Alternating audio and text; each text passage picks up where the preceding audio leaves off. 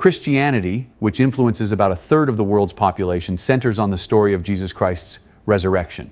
This claim is central to the faith, but what's the evidence supporting it? First, we need to confirm that Jesus was a real historical figure. Most historians agree that Jesus of Nazareth lived and died as described in the Gospels.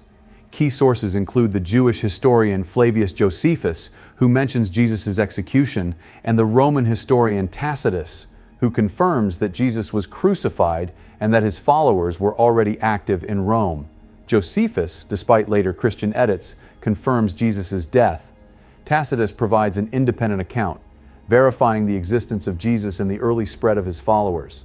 There's also evidence of early Jewish reactions to Jesus' resurrection claim, further confirming the empty tomb narrative. Now let's look at the New Testament. Originally, it was a collection of letters, gospels, and other writings that were carefully copied over time. Although we don't have the original manuscripts, early copies and writings from church leaders help us trust these texts. Critics often argue that ancient documents can't be trusted due to the lack of original manuscripts. However, the preservation of New Testament texts and early references show they're quite reliable. Differences between gospel accounts are more about perspective than outright contradictions, but the main resurrection story remains consistent and is supported by other early writings. There are some differences in the text, but most are minor and don't change the core message. The Dead Sea Scrolls demonstrate that ancient texts were copied with high accuracy, reinforcing the trustworthiness of the New Testament. Early Christian writings from church leaders back up the New Testament. Early Christians, who were also Jews, took great care in preserving their texts, helping to ensure we have an accurate version of the original writings. The reverence they had for their texts contributed to their preservation. The Gospels sometimes tell the story of the empty tomb differently, but these variations are more about different viewpoints than serious conflicts. The essential fact, the empty tomb, is consistent across the accounts. While the details may differ, the core claim of an empty tomb is a central element. Ancient Jews relied heavily on oral tradition to pass down history accurately. Early Christians who came from this tradition continued this practice, which helped preserve the story of Jesus. By the 1st century, at least 11 sources mention Jesus, making him one of the best documented figures of his time. The resurrection story focuses on the empty tomb and post-death appearances of Jesus. If the tomb hadn't been empty, Jewish leaders could have disproved the resurrection claim easily. The empty tomb is crucial to the resurrection story.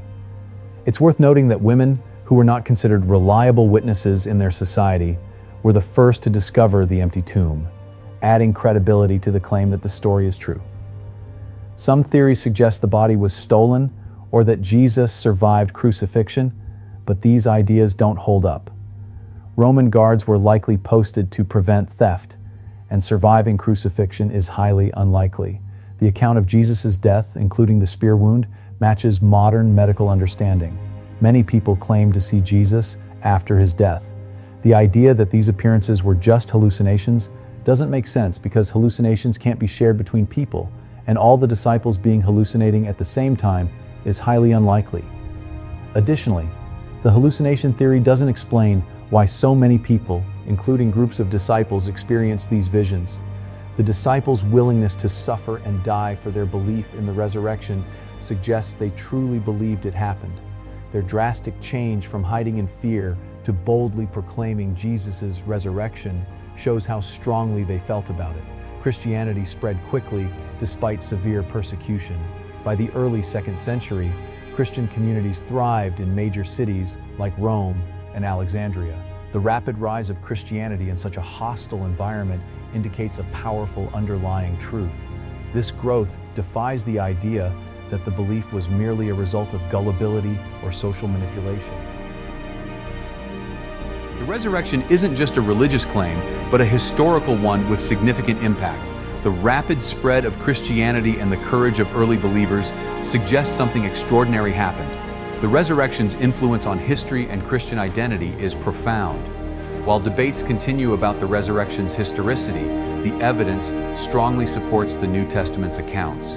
The empty tomb, the disciples' unwavering belief, and the rapid growth of Christianity argue in favor of the resurrection's reality.